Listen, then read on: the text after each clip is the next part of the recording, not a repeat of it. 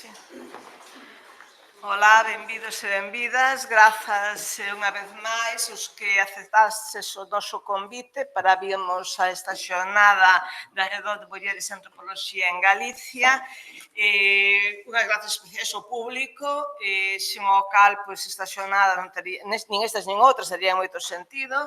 Trátase de poder reflexionarmos xuntos, non solamente por parte do relator que está na mesa, senón tamén polo público, que eu insisto sempre que o público que ven aos distintos tipos de xornadas que facemos é un público que de alguna maneira, seleccionado de alguna maneira, no sentido de que a cada liña de traballo, a cada temática que abordamos, ven sempre un público parcialmente diferente, sempre un público que ten un interés especial nesa liña ou nesa temática, pero que tamén ten o seu propio criterio, que ten a súa propia autoridade, porque son xente que por interese de aficionado ou por interese como especialistas ten traballado e ten coñecemento e ten criterio, non? Por tanto, moitas grazas pola asistencia, moitas grazas por estar xa aquí desde a primeira hora e esperemos que a xornada transcurra de acordo con as vosas expectativas e con bons resultados para todos, non?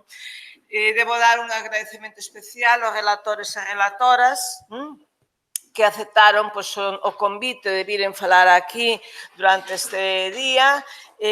Algúns nomes son nomes que son habituais na colaboración co Consello da Cultura, algúns foron habituais e agora había tempo que non nos víamos por esta casa, por tanto, tamén un saúde especial para eles, e outros son nomes que non son os máis recorrentes da nosa programación e que, por tanto, quixera darlles a eles unha bebida especial e desexar que esta, para algúns primeira vez, non sexa a última, non tanto desde esta mesa como desde o público, non? Tamén debo agradecer de maneira especial á Comisión de Igualdade o deseño e traballo previo para a celebración desta xornada. Agradezo o nome da súa coordinadora, María Xosé Porteiro, que ademais é vogal da Executiva do Consello da Cultura, como vostedes saben, e de maneira especial nas coordinadoras Neves Serrero, María Mariño e Lucía Oca. A xornada de hoxe colócanos, é das que a nos gustan máis porque nos colocan nunha intersección de camiños, non? É dicir, aí está liñas de temáticas ou liñas de acción que ao Consello lle interesan especialmente, non? Está aí a liña de patrimonio tan frutífera dentro do Consello da Cultura, aí está a liña de antropoloxía tamén tan frutífera que deu moitísimos resultados no pasado. Houve un momento en que o referente dos estudos de antropoloxía ou da visibilización, digamos, dos estudos de antropoloxía, máis ben, era o Consello da Cultura. Eu debo recordar que este ano de don Antonio Fraguas e que, polo tanto, esta é unha desas chiscadelas que nos facemos tamén a antropoloxía ao longo do ano. Debo decir que esta xornada estaba concebida antes de que souberamos que don Antonio Fraguas ia ser homenaxeado. Quero decir que non nace por don Antonio Fraguas, pero si nós podemos decir que esta preocupación pola antropoloxía tamén serve de homenaxe á semente que el deitou naqueles primeiros anos do Consello da Cultura Galega. Está tamén a liña de xénero, como non, por algo a promove a Comisión de Igualdade. Está tamén esa outra liñas de acción ao que me refería, porque tamén se está falando da aplicación, da formación e da aplicación dos resultados. Para que? Para a xestión sociocultural, non? É dicir, esa necesidade de que non reflexionemos simplemente polo gusto de reflexionar e de avanzar no noso coñecemento, de ter cada vez non solamente máis cantidade de contidos ou de reflexión sobre os contidos, senón de que esa reflexión sirva para a aplicabilidade dos resultados para facer avanzar a cultura galega en todos os ámbitos e para que a cultura chegue a todos, garantindo así un dereito que todos teñen, que é participar da cultura e recibir a cultura, non? Permíteme que destaque o broche, porque no broche teremos tamén pois, unha acción especial dentro dunha liña que para o Consello da Cultura Galega é moi querida, que é o álbum de mulleres, non con ese especial sobre a visión que mulleres tiveron sobre Galicia. Remato xa doi a palabra a María Xosé Outeiro para presentar os contidos con o que ela estime oportuno presentar. Só quixera agradecer de novo e desexar un bo traballo, porque un bo traballo será, por un lado, satisfacción para vos, e que vos anime a voltar, pero tamén será un bo traballo con beneficio de todos. Quero dicir que do bo traballo que vos fagades, pois tamén depende o bo traballo no futuro para moitos e moitas. Moitas grazas.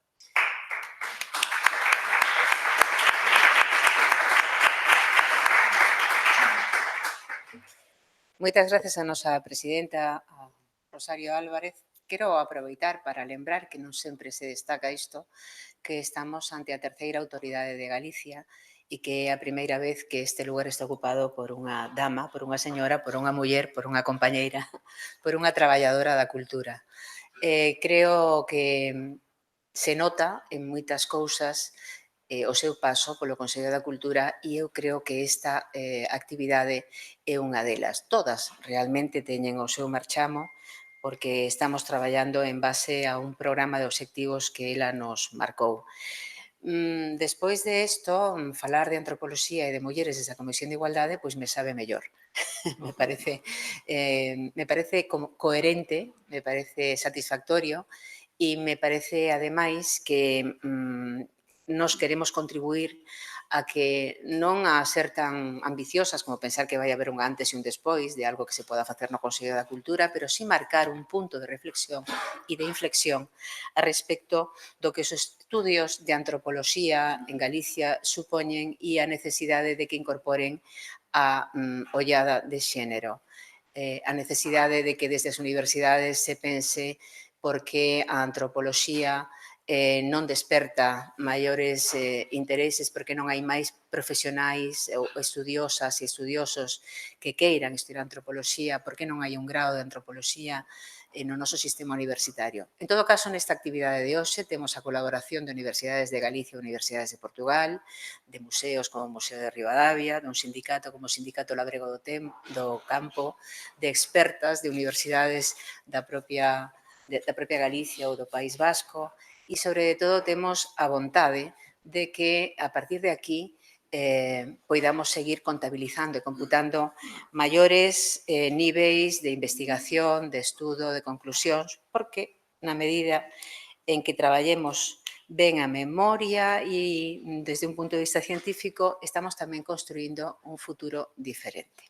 Grazas ás traballadoras desta casa e ás colaboradoras da Comisión de Igualdade, xa o dixo a presidenta, a María Mariño e a Lucía Oca, que son coordinadoras desta sesión de hoxe, pero a todo o personal que fai posible que cada día o milagro dunha actividade do Consello da Cultura sexa realidade, en particular, sin desmerecer a ninguén, tamén a área de actividades que está aquí presente cos seus responsables, con Rosa Aneiros e con José Lins.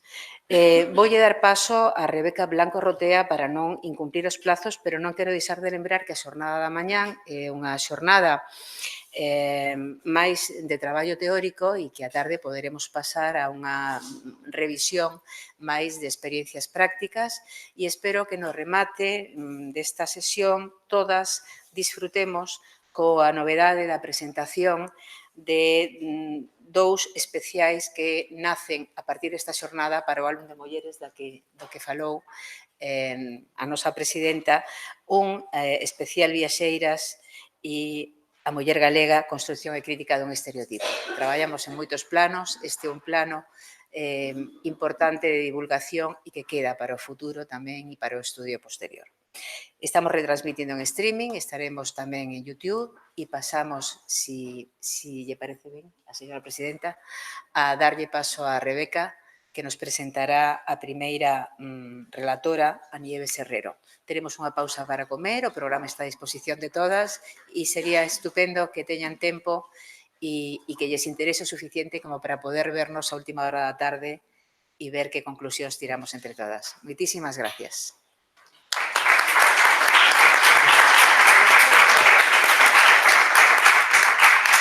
Rebeca Blanco Rotea é a responsable da sección de Patrimonio e Bens Culturais. Estamos traballando no Consello permanentemente na procura de sinerxias, de estrategias de colaboración interseccional, de tal maneira que poidamos aproveitar moito máis as capacidades e os valores que cada unha das nosas compañeiras e compañeiros nos poden ofrecer. Para nós, Rebeca, é unha gran satisfacción que podas estar aquí e que nos axudes coa túa sapiencia e capacidade de traballo que é infinita. Vamos ver. Gracias.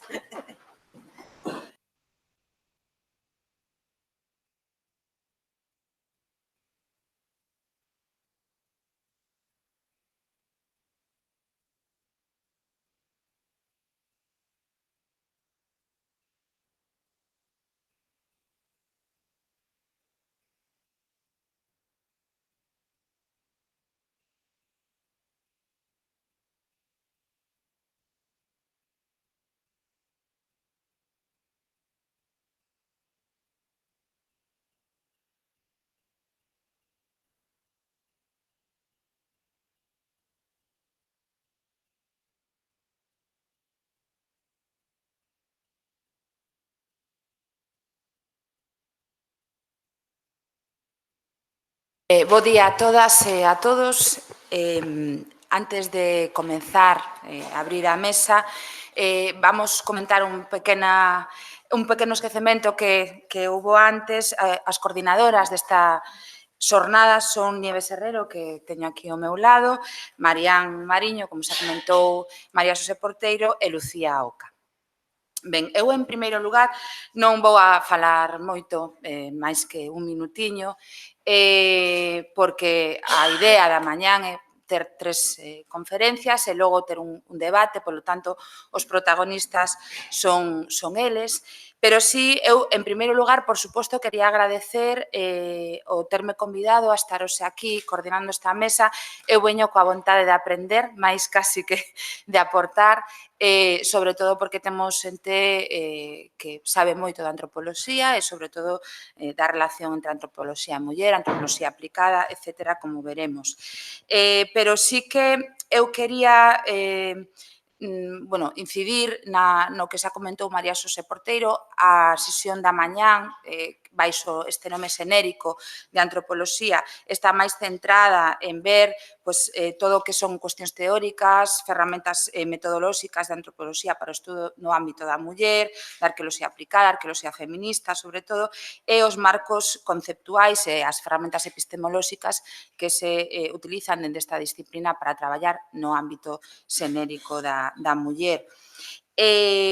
Teremos, como xa dixen, tres conferencias que impartirán, por unha parte, Nieves Herrero, por outra parte, Marcial Gondar, finalmente, tamén Lourdes Méndez, e eu únicamente quería salientar a importancia, como xa comentou a presidenta, da antropoloxía nesta casa, no Consello da Cultura Galega, pero creo que este ano é especialmente importante, non solamente porque a figura que se dedica ás letras galegas é precisamente Antón Fragua, sino porque tamén, ademais desta xornada, que como xa se comentou, leva tempo fraguándose, tivo lugar tamén aquí en Santiago o Congreso, o 14º Congreso da ASIEF, da Asociación Internacional de Etnoloxía, que tivo lugar en abril, que reuniu a moitísima xente do panorama internacional e nacional. Polo tanto, a antropoloxía segue estando nun papel moi importante e necesario reivindicala dentro da nosa comunidade.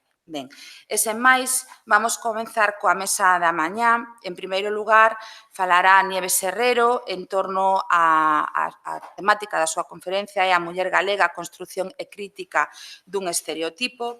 Nieves Herrero é profesora titular de Antropoloxía Social na Universidade de Santiago de Compostela, onde exerce como docente. En concreto, na materia de Antropoloxía e Filosofía de Xénero, están facendo un traballo importante de recollida de información sobre a presencia de mulleres en estatuas e nomes das rúas dos espazos urbanos en Galicia. Non me vou deter moito nos currículums porque os tedes coa documentación que se entregou destas xornadas, pero si salientar o seu traballo neste ámbito e, en concreto, na entrada sobre as mulleres das encrobas para o álbum de mulleres do Consello da Cultura Galega, onde se aborda o papel protagonista que xogaron nos conflitos xerados pola expropiación das terras que tiveron lugar durante a transición democrática en Galicia. Polo tanto, a partir destes traballos, será tamén que ela aborde a temática da muller galega e da construción deste estereotipo. Sen máis, moitísimas grazas. Bueno, bos días e moitas gracias ao Consello de Cultura Galega e a súa Comisión de Xénero por dedicar este espazo á antropoloxía, á reflexión, ao debate e á proxección sobre a sociedade do que pode achegar esta disciplina a este obxectivo da igualdade, non? Da que participan tantas disciplinas, pero que efectivamente, pois, como se resaltou ao principio por parte da presidenta e da presidenta tamén da Comisión de Igualdade, pois é unha disciplina que necesita un pulo especial porque ten unha escasa presenza na sociedade, a pesar de que estamos convencidos de que pois ten moito que facer e moito que aportar. E, efectivamente, o Consello da Cultura Galega é unha institución que sempre respaldou esta importancia da antropoloxía. É un ano moi bo para a antropoloxía, por ese congreso de XIEF, tamén por unha serie de cuestións que se están aunando, como, desde logo, estas propias xornadas que terán moita importancia para esa proxección e que esperemos que con eso vaya tendo un espacio antropoloxía no sistema universitario de Galicia con algunhas titulacións que temos algún retraso, un retraso bastante considerable con respecto a outras universidades españolas, non? Bueno, sen máis, paso entón a presentar o meu relatorio que concebín un pouco como introdución, como marco das xornadas, da xornada, situando algúns elementos que sirvan de marco as distintas cuestiones que se van a tratar aquí. Entón, un pouco, así, os temas que presentarei dentro do tempo do que dispoñemos, pois iría a falar, en primeiro lugar, deste estereotipo da muller galega como unha representación cultural dominante a que os estudos feministas e de antropoloxía feminista tamén teñen que enfrontarse sempre a hora de analizar as relacións de xénero en Galicia. Despois, trazarei un panorama sobre as primeiras críticas que se realizaron nos anos 80 a este estereotipo desde distintos frontes e insistirei sobre todo no que aportou a antropoloxía, o que aportaron algúns estudos de antropoloxía aos que me referirei sin ánimo de exhaustividade, porque o que intentarei máis ben será analizar algunhas obras significativas que nos permitirán ver ao mesmo tempo cal é a especificidade da antropoloxía que é o que aporta esta disciplina ao estudio das relaciones de xénero. E, por último, na medida que teña tempo, plantexarei algunhas continuidades no presente deste estereotipo. Máis que nada, como pregunta e para abrir un espazo de reflexión. Entón, estes serían un pouco así os elementos que vou a tratar na miña intervención. Gustaríame empezar dicindo que esta temática dos estereotipos enfróntanos á cuestión da importancia que teñen as ideas na configuración das relaciones de xénero. Entón, isto a min pareceme moi importante porque creo que é un aspecto habitualmente descuidado. Concedemos moita máis importancia ás accións que ás ideas. E creo que a propia epistemoloxía de xénero, a palabra xénero está xa moi introducida na sociedade sociedade, pero non a epistemoloxía de xénero. É dicir, o xénero implica que a masculinidade e a feminidade, neste caso, se construye, é unha construción cultural, é unha atribución de características e de significados ao feito de ser muller, de ser mulleres, que as sitúan, entón, en posicións de desigualdade na sociedade e legitiman esas accións, esos significados, esas significacións, as accións de desigualdade. Entón, creo que é moi importante tomar en conta esta relación que existe entre as ideas e as accións. As ideas, tomar en conta como son pensadas as mulleres, como son representadas, como é pensada a feminidade, como se construye a feminidade, resulta algo fundamental tamén para intervir nesas accións de discriminación e para orientar accións, por tanto, de igualdade. Entonces, bueno, eu sempre penso que hai unha certa hipocresía nunha sociedade que supostamente, por exemplo, oponse á violencia de xénero, pero sigue reproducindo representacións de feminidade que sitúan as mulleres en posición de vulnerabilidade, é dicir, de ser agredidas. Entón, son as ideas acerca das mulleres, da feminidade, por tanto, que é ser unha muller, como un famoso título que hai por aí, o que hai que abordar tamén. Entón, hoxe abordamos este estereotipo da muller galega. Nunha primeira aproximación, pois podemos definir este estereotipo da muller galega como un conxunto de ideas acerca das características propias da muller de Galicia, que aparece representada como unha muller rural, como unha muller forte, que participa xunto co home ou tamén en ausencia del, por razón, por exemplo, da súa emigración, participa nos traballos máis duros do campo, é unha muller nai, dotada das cualidades do esforzo, da abnegación e que actúa como sostén fundamental da súa familia. Estos serían, digamos así, uns rasgos xerais, unhas atribucións cos que aparece dunha maneira constante representada a muller galega.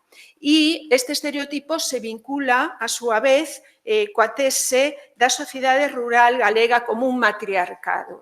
Aí hai un vínculo entre estas dúas representacións culturais. Desta idea do matriarcado podemos atopar diferentes versións que van desde a idea dunha sociedade gobernada por mulleres na que o poder masculino queda completamente anulado, ata outras versións que lle recoñece a muller un peso, unha influencia superior a do varón, por máis que a autoridade masculina, diríamos, non aparece cuestionada, pero sí aparece entón atenuada, minusvalorada e mesmo ás veces desacreditada, mesmo ás veces ridiculizada. Outro componente deste estereotipo é que reforza a vez esta idea do poder femenino, da muller forte, e a permisividade sexual. A permisividade sexual da que gozarían esta muller galega, que se expresa na aceptación social das nais solteiras. Bueno, estos serían así algúns destos rasgos, poden completarse, poden versionarse, podemos velos versionados con distintos matices, etc. Podemos preguntarnos de onde procede este estereotipo. Procede de disciplinas moi diversas, como a historia, como a literatura, como a arte, como a propia etnografía e a antropoloxía, como veremos, teñen contribuído á construción desta representación cultural. que entón se inscribe nunha longa tradición discursiva acerca da especificidade tamén da cultura de Galicia, non? Está directamente vinculada a un discurso acerca da identidade de Galicia, acerca da identidade galega, que se ven elaborando, como sabemos, polo menos desde a segunda metade do século XIX, bueno, pues da que tamén forman parte distintas orientacións ideolóxicas, non? E o nacionalismo. E ten como punto de partida unha mirada inspirada no romanticismo, unha mirada esencializadora, idealizadora do mundo rural, que se contempla desde o exterior, desde unha sociedade xa urbanizada ou, digamos, en proceso de urbanización, de industrialización, desde a que este progreso, non, parece deixar atrás esos valores de autenticidade que representa o mundo campesiño do que procedemos e do que procede tamén a nosa identidade. Entón, o que me gustaría resaltar tamén é que este vínculo entre discurso identitario de Galicia e esta construción ideolóxica da muller forte, este vínculo non é un vínculo, digamos, accidental, sino que é un vínculo esencial, non? E é un caso no que podemos ver a función que teñen os símbolos e as metáforas de xénero na construción nacional, xa sinalada por diversos estudios, por ese vínculo simbólico que se establece entre as mulleres e a orixe, non? A tradición e, en última instancia, a natureza. Elas son as que conservan e transmiten o que verdadeiramente somos, as que transmiten as esencias. Por tanto, os discursos nacionalistas tenden a sempre valerse deste recurso, as metáforas de xénero e as mulleres para enraizar tamén na súa peculiaridade e legitimar a través delas esa identidade que se pretende resaltar. Entón, esa representación tamén da nación como muller, da patria como nai, que está tamén moi presente no nacionalismo galego, como teñen demostrado distintos estudios, baséase tamén nestas mesmas asociaciones simbólicas polas que a nación resulta naturalizada e resulta legitimada. E do mesmo xeito que, como sabemos, algúns destes discursos da identidade de Galicia utilizaron o celtismo, o carácter celta de Galicia para mostrar a raíz desa identidade, pois tamén, no caso desta muller forte, pois acentúa que as súas características procederían tamén dese carácter, desa orixe celta. E da mesma maneira que se concreta a identidade, que se conserva a identidade no mundo rural, pois tamén a muller, a auténtica muller galega aparece representada pola muller rural. Bueno, para completar un pouco este repaso inicial por ese punto do estereotipo, tamén nos podemos preguntar por a forza que ten este estereotipo, por que ten tanta forza, por que é tan eficaz tamén como transmisión, como transmisor ideolóxico, de ideoloxía. Bueno, eu creo que esa última consideración acerca dese vínculo entre estereotipo e discurso identitario ofrécenos xa unha clave desa forza. Este estereotipo se articula con afectos, con sentimentos, nos fala de nós mesmos, nos fala das nosas orixes, do que somos, nos fala da nosa nai, O antropólogo Víctor Tanner falaba desa articulación que fai as construcciones simbólicas, os símbolos entre as ideoloxías e os sentimentos. Esta é tamén unha característica dos estereotipos que consiguen vincular ideas e sentimentos, por tanto, apelan ao emocional, ao sentimental, e aí consiguen unha forte adhesión por a nosa parte. Despois tamén, outra clave da súa eficacia é que nos ofrece unha explicación basada no real, é dicir, o estereotipo ten algo que ver co real, non é como outras explicaciones das que podemos sospeitar que son fantasías, non? O estereotipo ten algo que ver coa realidade, pero o que fai é simplificar esa realidade, se centra no máis visible, achega un entendemento simple e inmediato dunha realidade, pero de alguna maneira nos deixa esa sensación de realidade. Parece que é algo que podemos ver nos mesmos e que podemos comprobar. Entón, a falsedade, como decía, e o carácter manipulador do estereotipo provén da súa simplificación, do seu carácter esquemático, que diríamos o que fai é reducir esa complexidade constitutiva do real, que é moito máis difícil de captar, que é moito máis difícil de transmitir, que o estereotipo que fai é simplificar e ofrecernos, ademais, unha única interpretación, un esquema, por decirlo así, ocultando, por tanto, e este é outro dos efectos do estereotipo, ocultar a diversidade, a pluralidade e en este sentido, ten un efecto inmobilista, estereotipo, porque impide ver outras cousas, impide ver outras características, impide ver outros aspectos desa realidade que simplifica e impide ver outros modelos.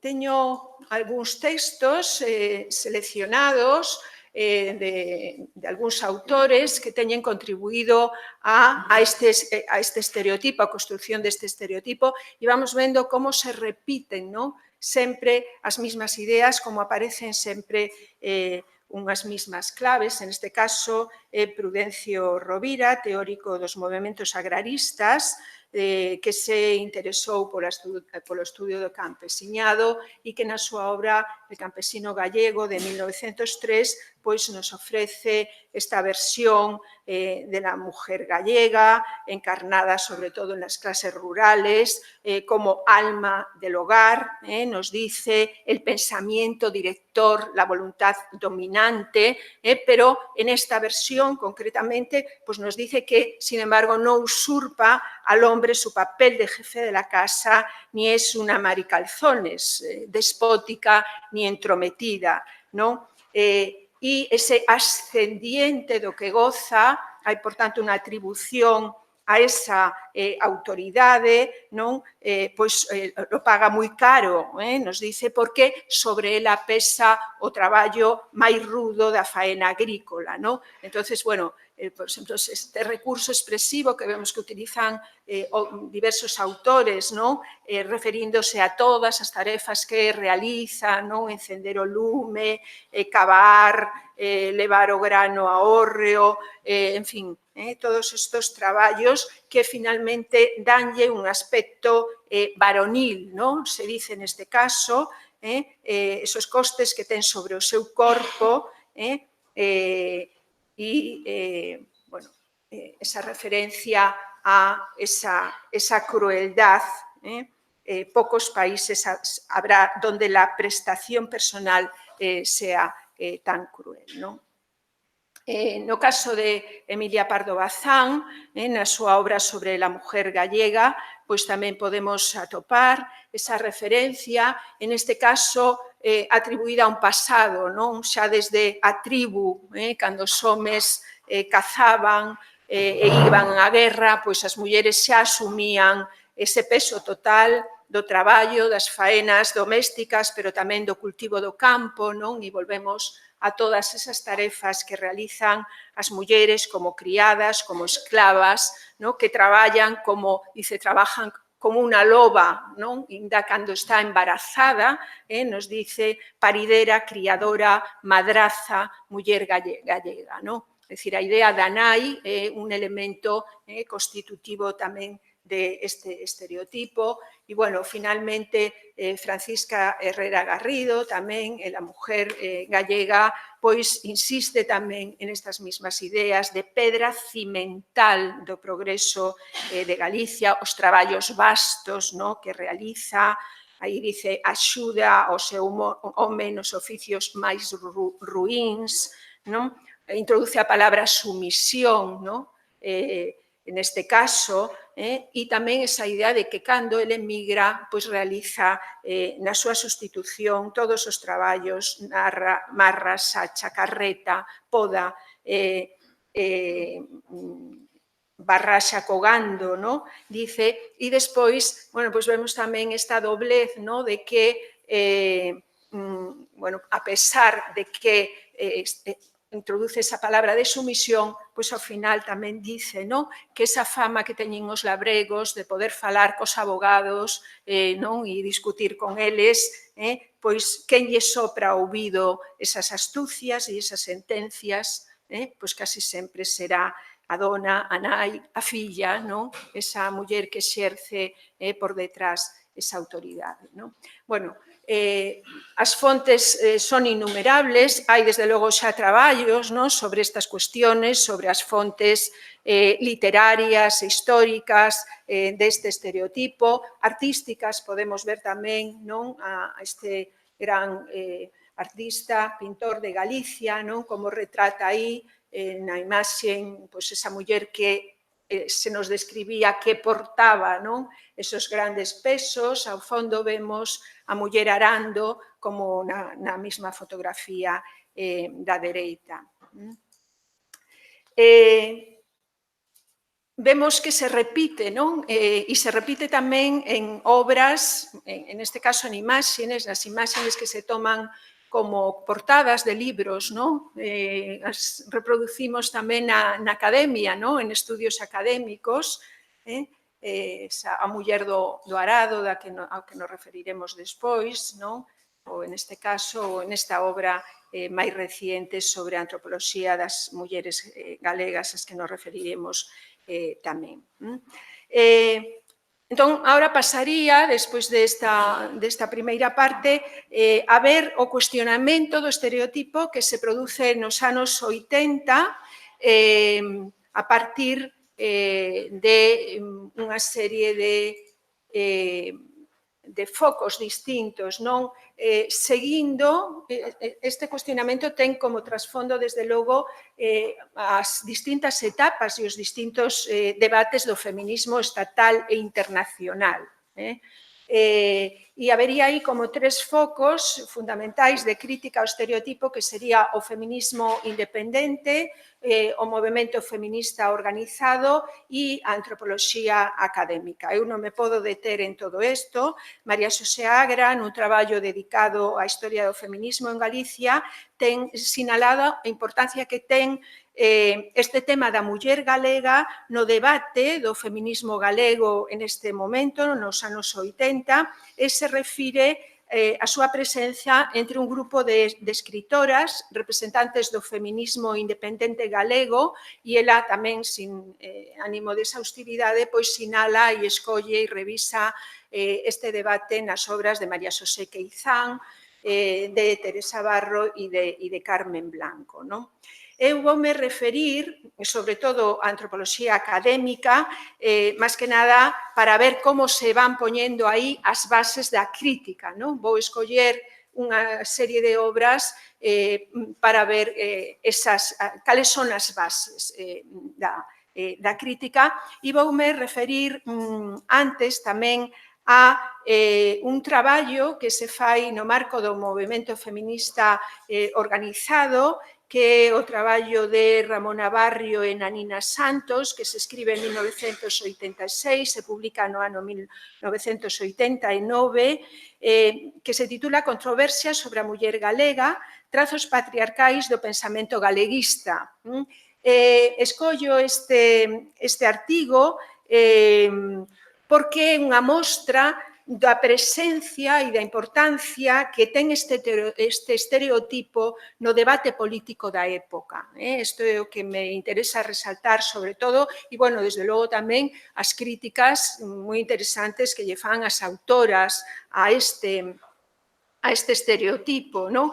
É dicir, o que elas constatan, primeiro fan un análise de como construyen grandes teóricos do nacionalismo galego, como Risco, como Brañas, esta figura tamén, este estereotipo, e despois constatan a continuidade deste estereotipo no discurso das organizacións políticas de esquerda nacionalista do momento. Isto é o que me interesa resaltar, é dicir, a súa fortaleza neste momento. É unha discusión, é un debate que reproduce, como decía, este debate que se dá tamén no ámbito nacional e internacional, no ámbito do feminismo, entre políticas e feministas.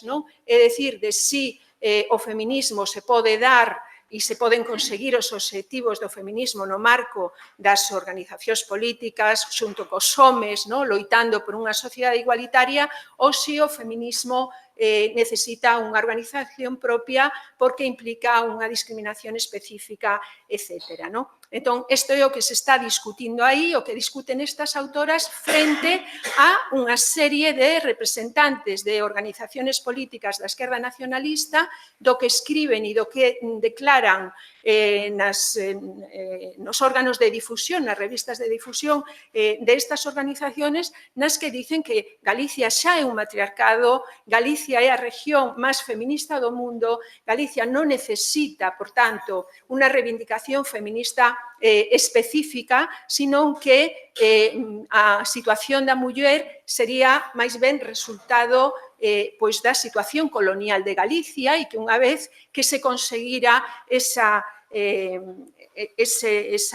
liberación nacional, pois, diríamos, se volvería a esa esencia de liberdade das mulleres en Galicia. Entón, bueno, a min isto pareceme un elemento moi interesante a ter en conta e unha mostra desta pervivencia do estereotipo. Sabemos que estas organizacións da esquerda nacionalista xogaron un papel moi importante na transición democrática como transmisoras elas mesmas de todo un imaginario galeguista, e como, formando parte deste imaginario galeguista, pois está aí incrustado tamén esta idea da muller galega, este estereotipo. A crítica das autoras, como decía, é unha crítica interesante, unha crítica intelixente, fan referencia ao efecto legitimador que ten o estereotipo, da opresión real das mulleres, é dicir, se creemos que non necesitan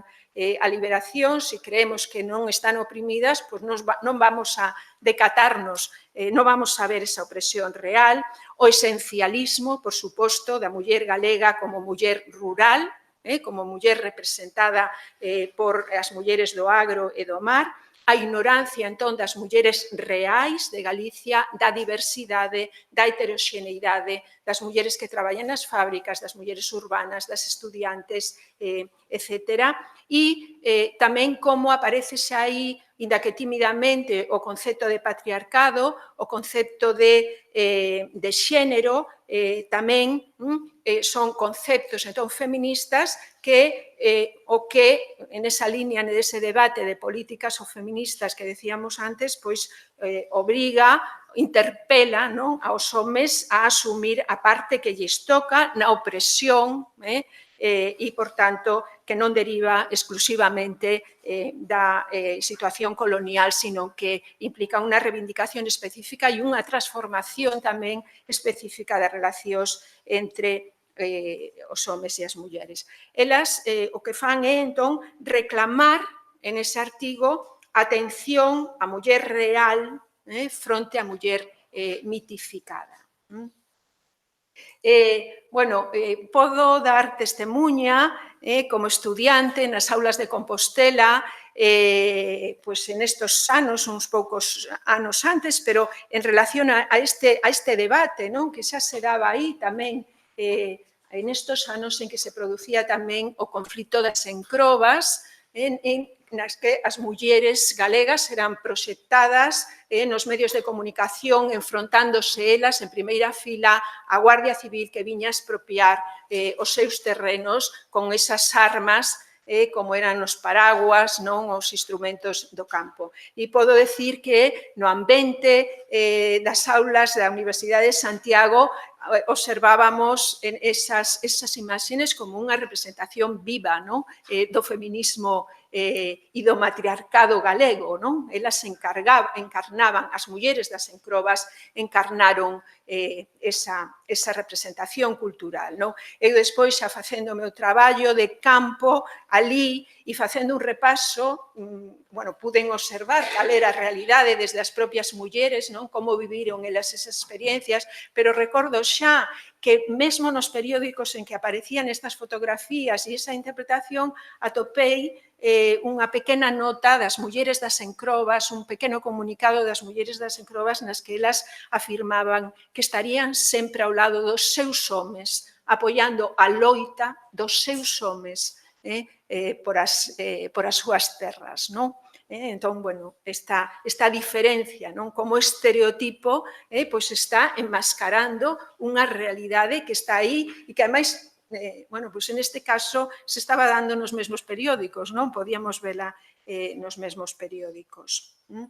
Entón, sobre todo, voume referir a antropoloxía académica, non? E decía que con isto, pois tamén me gustaría presentar pois estas líneas xerais de cara á xornada sobre cal é a especificidade da antropoloxía a hora de abordar estas cuestiones, non? Bueno, isto que reclamaban estas autoras ao final deste artigo, o estudio da realidade das mulleres, non? É dicir, frente a ese estereotipo, estudiar a realidade, non? O que fai a antropoloxía para, isto é a que a define, non, como disciplina, e a súa base no que chamamos o traballo de campo, estos estudios empíricos en contextos situados, en contextos delimitados, ¿no? Perfectamente delimitados, estudios en profundidade que implican a inserción do investigador, da investigadora, neles, participando da vida cotiá, das distintas dimensións, dos distintos momentos da vida cotiá na interacción coas persoas, observando as distintas situacións, escoitando as persoas, preguntando ás persoas con esa metodoloxía, observación participativa, entrevistas semidirixidas e tamén, e isto non se pode olvidar, porque ás veces, e algunhas destas obras que están aquí, parece que se conforman co que din as mulleres, co que se di das mulleres, non? Entón, os discursos son moi importantes, pero son moi importantes tamén as conductas, e contrastar os discursos e as conductas que non sempre se corresponden, non? É dicir, non só o que as persoas decimos, sino tamén o que facemos. E a mirada antropolóxica con esta metodoloxía de proximidade, con esta metodoloxía que ás veces se ten dito de microscópica, sobre a realidade, descubre necesariamente as mulleres, porque as mulleres están aí, non? E moitas veces se di como é unha das disciplinas que teñen, digamos, sido das primeiras, non? En constatar a presencia das mulleres na sociedade. As mulleres están aí. Outra das cousas que me gustaría resaltar é que, por suposto, a antropoloxía tamén toma en conta as estructuras normativas que condicionan esas acciones, non? Esas conductas e esos discursos que observamos, non? O que Lourdes Méndez, eu teño identificado con ela esta teima, non? É dicir, a construción do obxeto, non? É necesario non falamos de mulleres e de homes, senón de un contexto que os configura como tales, dunhas condiciones, por tanto, estruturais nas que interactúan esas persoas e que condicionan esas acciones. E despois tamén advertir, en todo caso, que non poñemos un micrófono diante das persoas, senón que vamos tamén ao campo con uns supostos teóricos e tamén ideolóxicos. Vamos con uns presupostos acerca do que vamos a ver, do que o investigador vai a observar e esos supostos teóricos e ideolóxicos tamén condicionan, non cabe duda, o que vemos e como o interpretamos.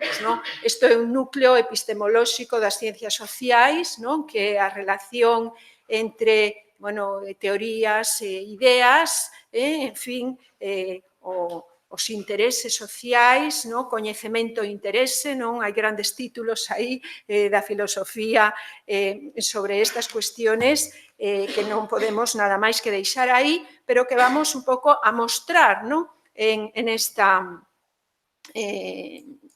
a facer referencia un pouco a isto. A primeira gran obra, o primeiro gran referente da antropoloxía de Galicia é ben sabido que é a Antropoloxía Cultural de Galicia de Lisón Tolosana, que é do ano 1971, que ven a Galicia cunha formación na antropoloxía británica e co modelo que está nese momento, que domina nese momento, que é o modelo estrutural funcionalismo, e tamén co marco da antropoloxía do campesiñado, que é o que está en aquel momento estudiándose por todos os cambios que están sufrindo as sociedades campesiñas europeas. E nesta línea hai unha serie de obras que se publican nos anos 60 de Campbell, de Peristiani, de Pitt-Ribes, de Caro Baroja, que contribuirán a definir un modelo de familia campesiña propia da área mediterránea do sur de Europa, que estaría rexida por o código que se formula como de vergoña e honor. Un código que suporía un forte control masculino sobre as mulleres para garantizar a pureza do linaxe familiar. Pois ben, esta obra de Lisón, contribuirá a situar a Galicia como unha excepción respecto a este modelo mediterráneo e a referirse a un tipo de herdanza matrilineal, e aquí moitas veces vemos que se confunde o matriarcado coa matrilinealidade, a herdanza matrilineal que se dá en algunhas zonas costeiras de Galicia, pola que a transmisión hereditaria se produce a través das mulleres, de maneira que son elas as propietarias da casa e da terra. Despois falaremos un pouco máis desto. Os homes traballan no mar, en estas zonas, en esta zona costeira de Galicia, e son os que se trasladan tamén a vivir a casa das súas mulleres cando se casan, de xeito que a autoridade feminina sobre a organización da casa queda reforzada tamén por ese vínculo que se establece nestas familias, que son familias troncales, familias extensas, formadas por 3 xeneraciones, e a autoridade entón feminina queda reforzada por ese vínculo entre nai e filla. Lisón observa, describe esta situación polo contraste que representa a patrilinealidade, que sería a norma dominante, e que é a que aparece de alguna maneira naturalizada, é dicir, a matrilinealidade aparece en contraste co que resulta como natural, e de feito, esta matrilinealidade se presenta como algo extraordinario e como unha expresión dun poder femenino que anula completamente a autoridade masculina e que eles son, por iso decía eu antes que tamén a antropoloxía ten contribuído á formación ou á reproducción, polo menos, deste estereotipo, en este caso non tanto como matriarcado, digamos, desde unha xa perspectiva máis antropolóxica, pero sí describe a autoridade masculina que se dá en estas zonas co termo de reino da Amazonía, e se refire a situacións dos varóns nestes fogares como de sumisión absoluta. Tanto nesta obra como noutra obra tamén de antropoloxía desta época, que é a obra de Fernández de Rota, Antropología dun viejo paisaje gallego, que se publica no ano 1984, diríamos que entón as relacións de xénero non se problematizan, é dicir, aparecen naturalizadas. A división sexual do traballo preséntase como algo natural, como algo que obedece a naturaleza das cousas, e se fala en términos de complementariedade. As mulleres traballan unhas cousas, os homes traballan noutras, ambos traballan para a unidade doméstica, para a casa. Por tanto, en ningunha das dúas, diríamos, hai elementos teóricos, esta cuestión que falábamos antes, eles ven as mulleres, pero non hai elementos teóricos para analizar a desigualdade, para ver a desigualdade. Non se toma as relacións entre homes e mulleres como algo construído, e non se toma como obxeto de estudio, por tanto, esa construción da desigualdade. Entón, frente a estas obras, me gustaría resaltar tamén outras que, sin ser especificamente feministas, sin partir, digamos, de un marco teórico feminista, pois sí son quen os seus autores demostrar esa desigualdade.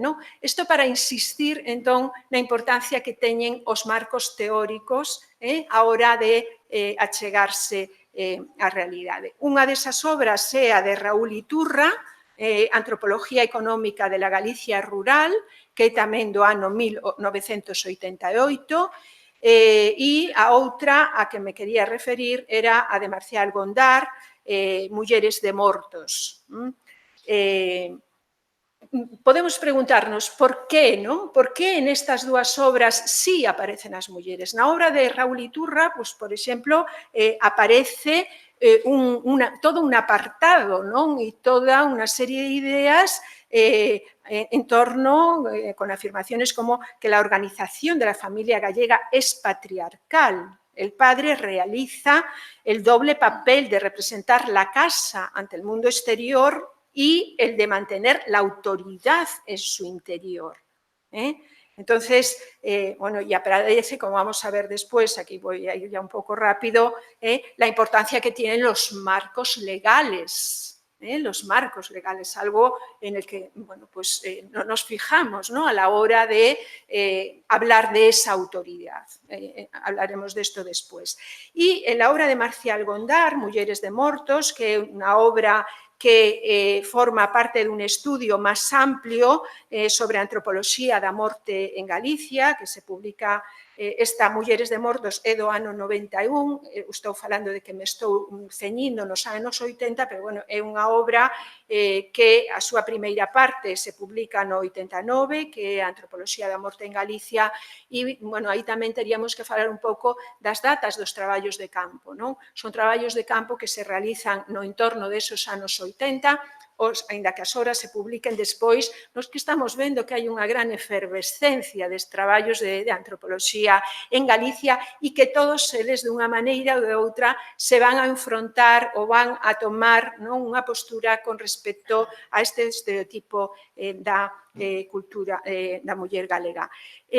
Por que en estas obras, inda que non exista un marco teórico feminista, son quen os seus autores de ver a situación das mulleres? Eu creo que ese ingrediente teórico provén fundamentalmente, creo, bueno, aquí está un dos autores que nos poderá decir si sí ou si non, desmentir, agora non me está escoitando, do marco teórico materialista e marxista que utilizan estes autores. É dicir, é un marco teórico que considera o poder como unha propiedade da interacción humana, é dicir, que considera a desigualdade como un elemento estrutural que está sempre presente en calquera sociedade.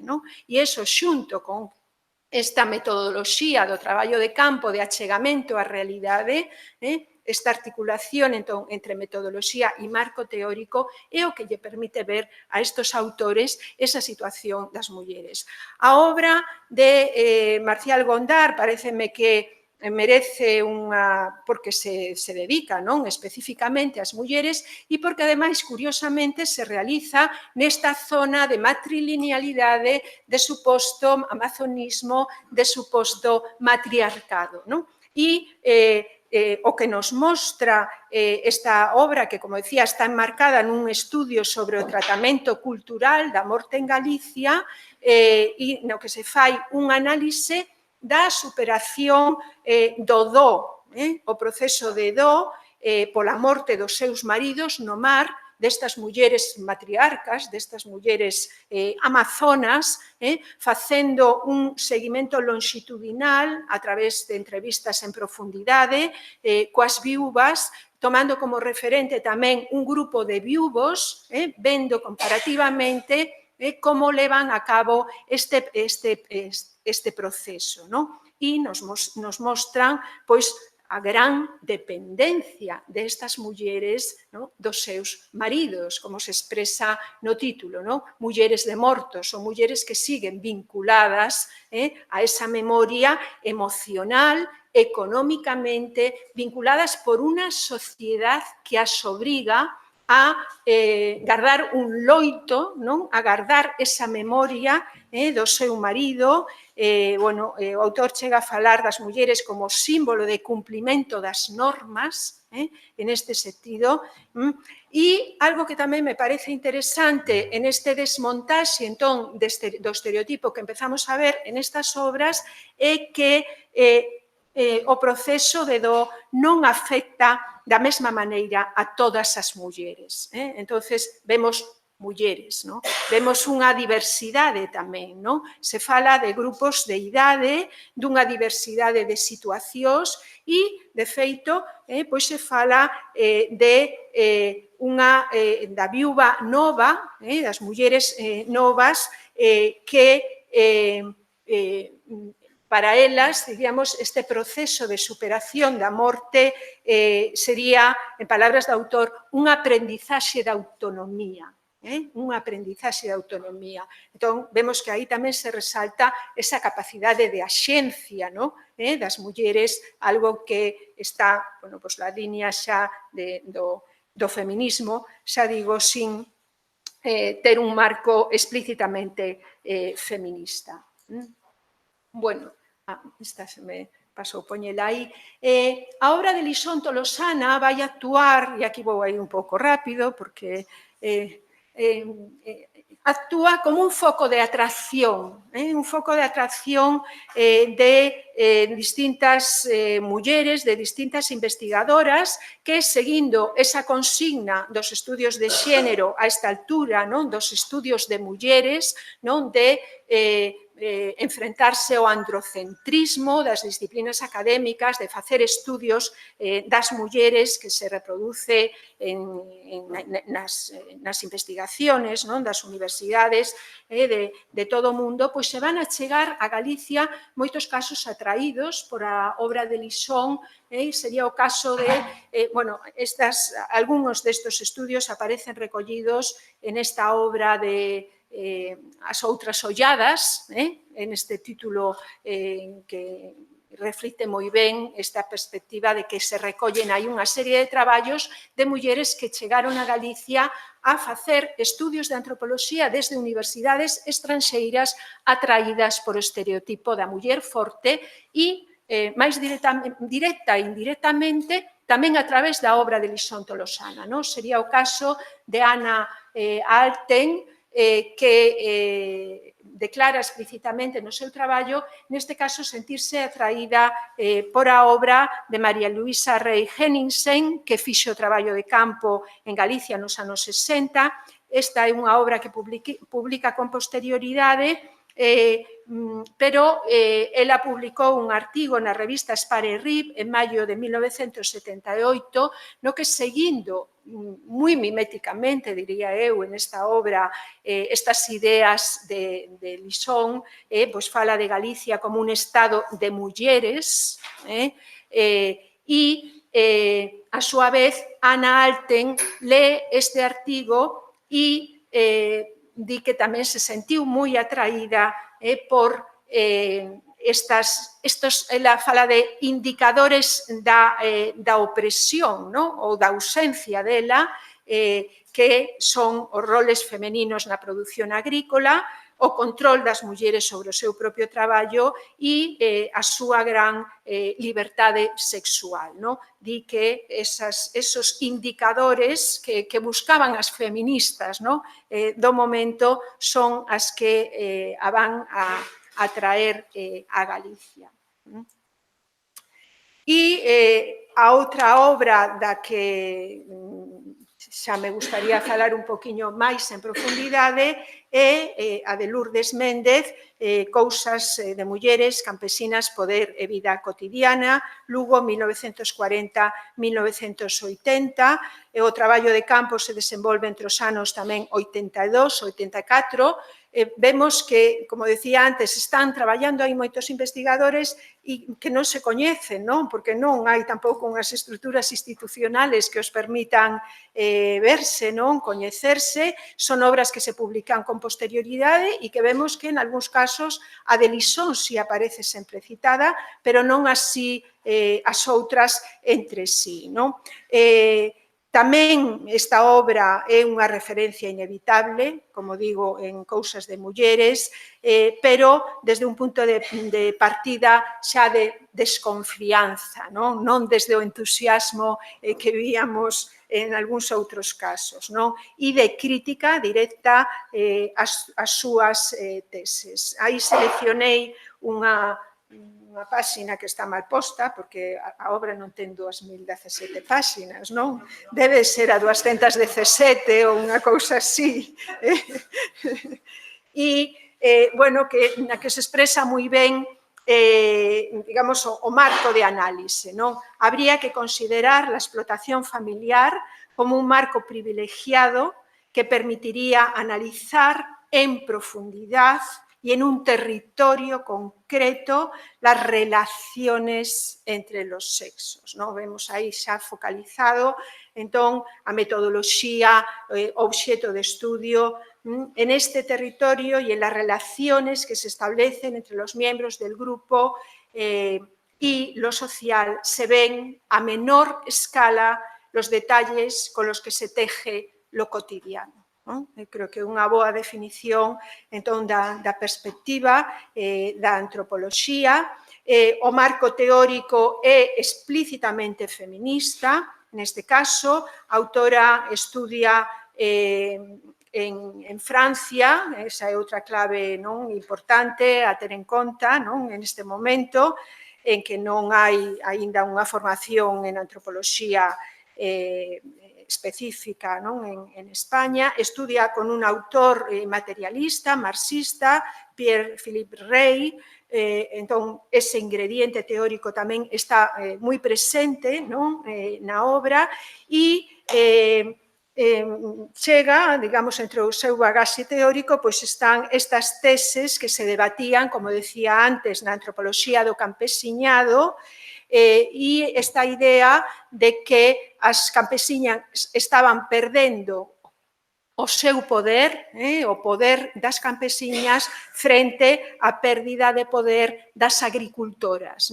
É dicir, a mecanización das labores agrícolas empezaban a quedar, estaban en más masculinas e as mulleres campesiñas perdían ese poder tamén do que gozarían nas sociedades campesiñas. Entón, a cuestión do poder real O poder real será un foco de atención fundamental en esta obra, non? E a pregunta de pode falarse dun poder que non é poder? Entón, é a pregunta por que é o poder, non? Como se pode analizar o poder. Pois ben, o marco analítico fundamental desta obra é o marco analítico da casa. É dicir, ese é o marco no que hai que situar, en primeiro lugar, a cuestión do poder das mulleres. É dicir, cal é a súa situación na xerarquía social en esa institución que representa a casa en Galicia e o sistema de ideas e de normas que a rexen.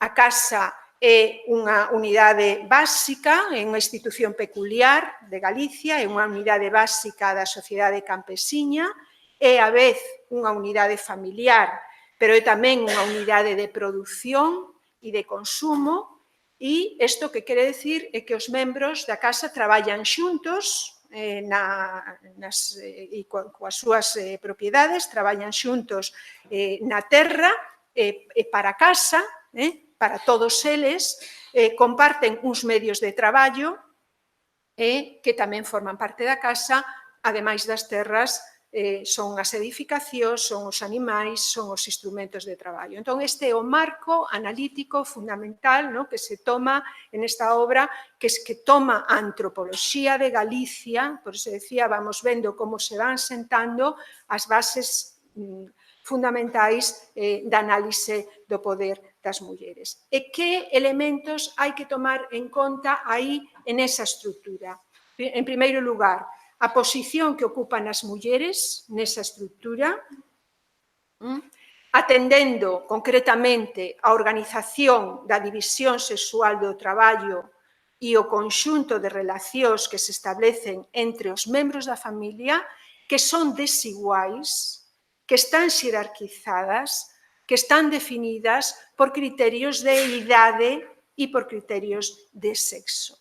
E a xerarquía tamén se dá entre as propias mulleres. E os modelos de muller son varios e diversos e teñen que ver coas distintas etapas da vida por as que transcurren as mulleres.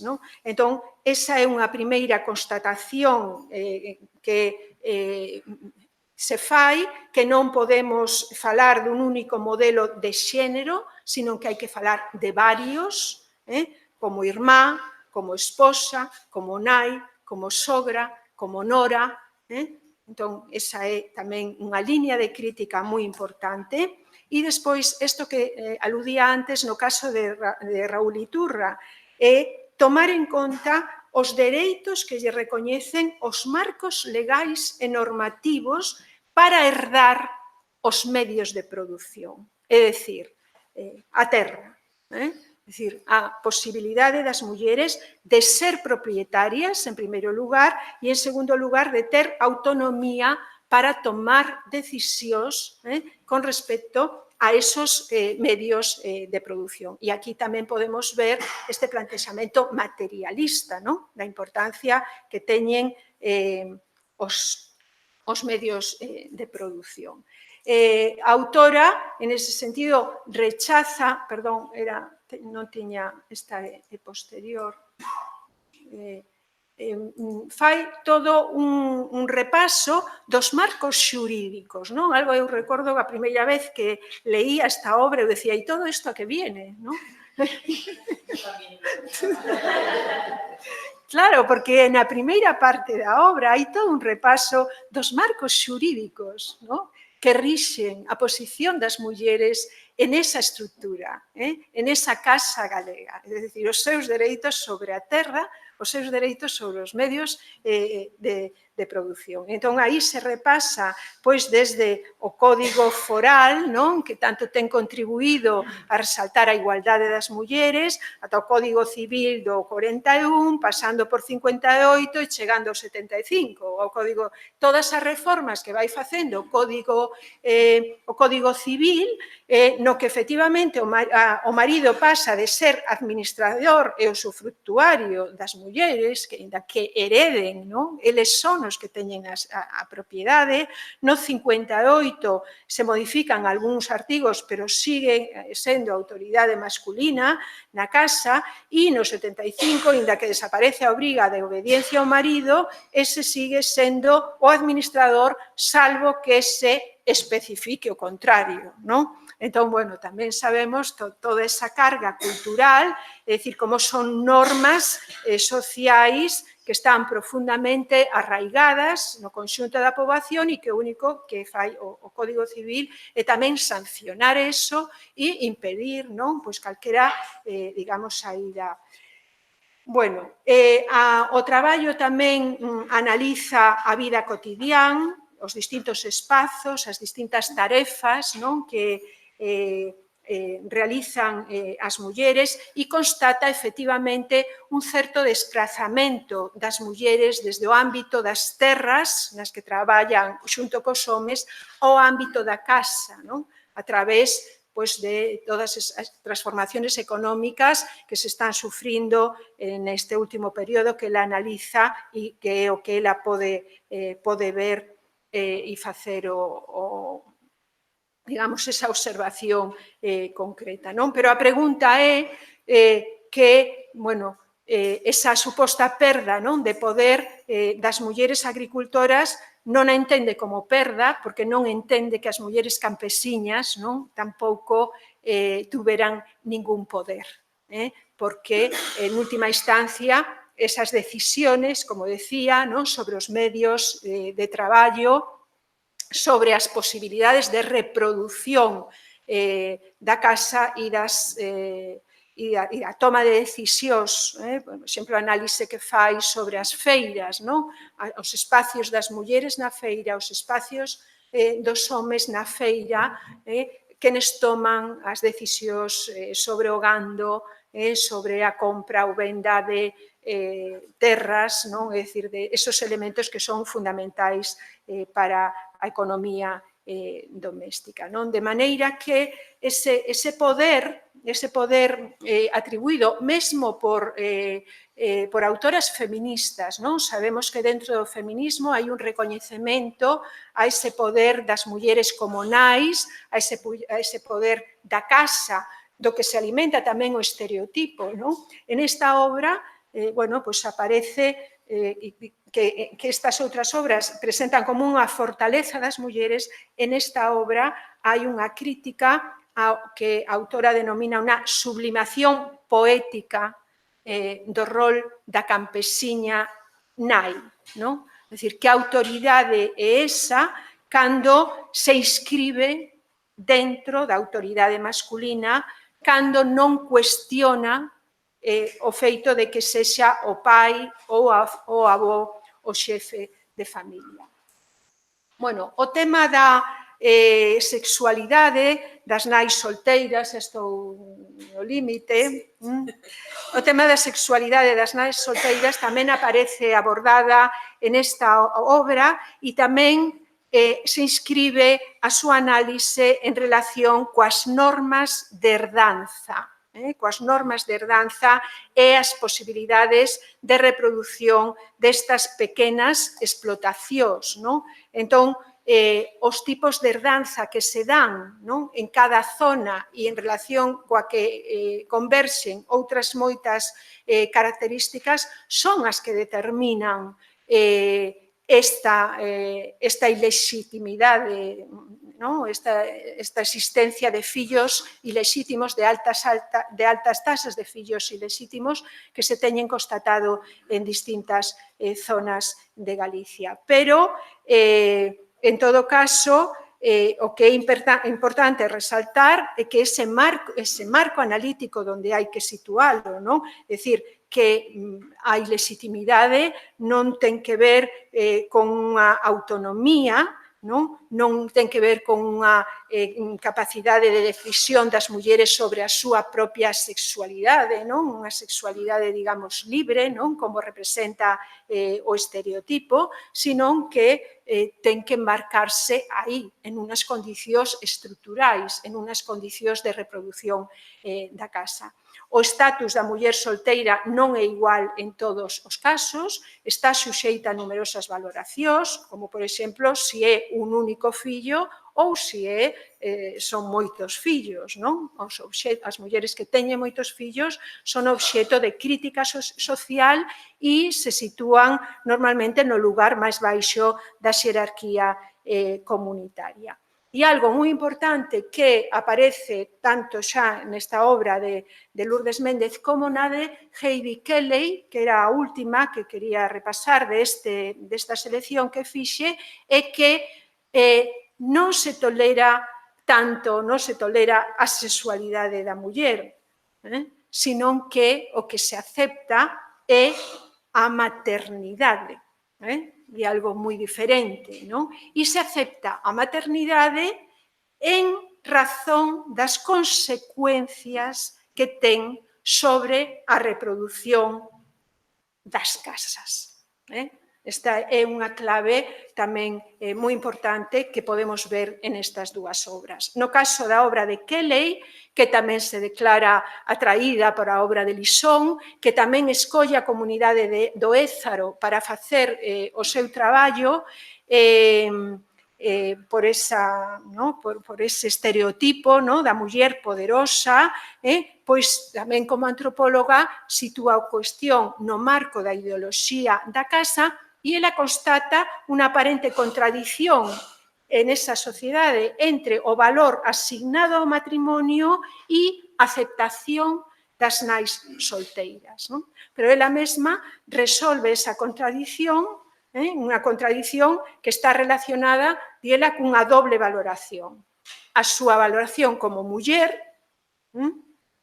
e aquí, atendendo a sexualidade da muller, se ve afectada pola vergoña, tiñamos ese código, se desmentía o código da honra e da vergoña, non tanto, vemos que non tanto, porque atendendo a súa valoración como muller e a sexualidade femenina se ve afectada pola vergoña, atendendo a súa valoración como nai, entonces aí a vergoña se pode transformar en orgullo, é dicir, a súa valoración como nai e a súa valoración, é dicir, atendendo a contribución á reproducción da casa, atendendo á reproducción da casa. Bueno, en esta obra hai unhas, se analizan, e tamén traballos de antropoloxía posteriores, como, por exemplo, o de Paz Moreno Feliu,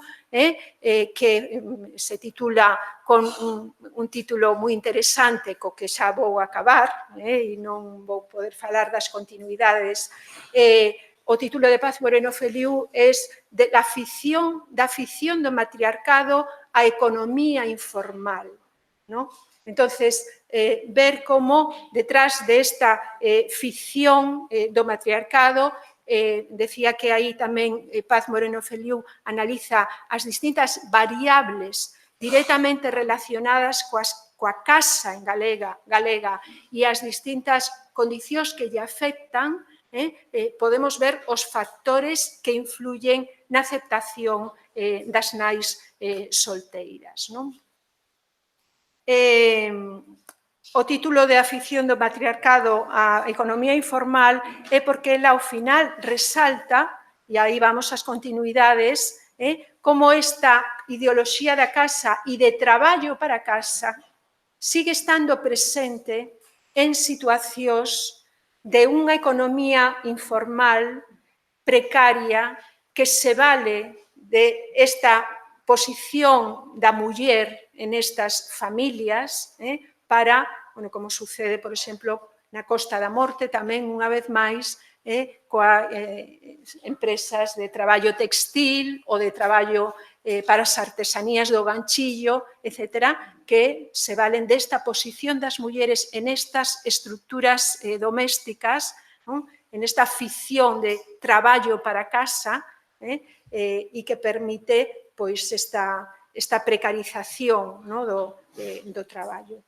Nada máis pasar algunhas fotografías que tiña escollidas para comentar as continuidades, a presencia da continuidade da muller forte hoxe en día, vinculada, creo que directamente aos procesos de patrimonialización e que se expresan, por exemplo, en estas estatuas que salen frecuentemente aos espacios das pequenas, das vilas, das cidades de Galicia, para poñer en valor a tradición e como reclamo para a súa constitución en destinos turísticos deste turismo actual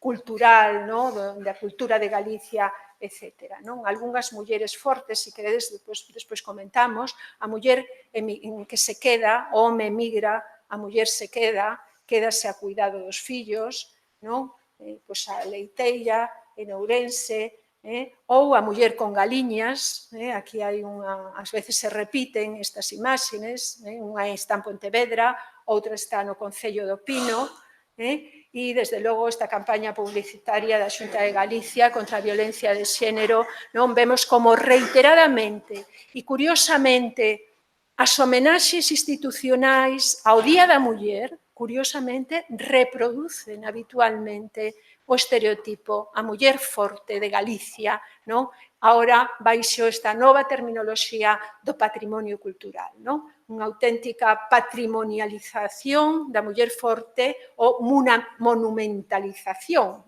porque aparece aí cos outros monumentos do patrimonio cultural, tamén resaltada. E, por último, esta outra. Con isto xa acabo, máis que nada con unha interrogación. Con estes novos propostas que eu creo que teñen que ver co estereotipo, non sei se cabe falar aquí dunha transformación en sentido positivo, si o estereotipo, si se pode facer unha interpretación en positivo do estereotipo, ou se do estereotipo, na medida en que mostra algo real, pois pode tamén servir, digamos, para a loita por a igualdade. Non o sei. Este é un interrogante que temos aberto, por exemplo, nas clases cos meus alumnos. Nada máis. Moitas gracias e perdón porque me pasei considerablemente.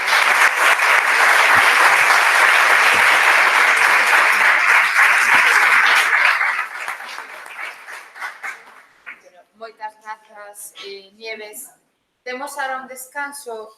Como ti és unha das organizadoras, non sei se o resto podemos facer unha soa pregunta ou directamente deixámolo para o debate. Deixámolo para o debate. Vale. Sí, pois temos... Deixou unos 15 minutos para o descanso. Sobre as 11:30, como moito menos 20, empezamos outra vez, vale?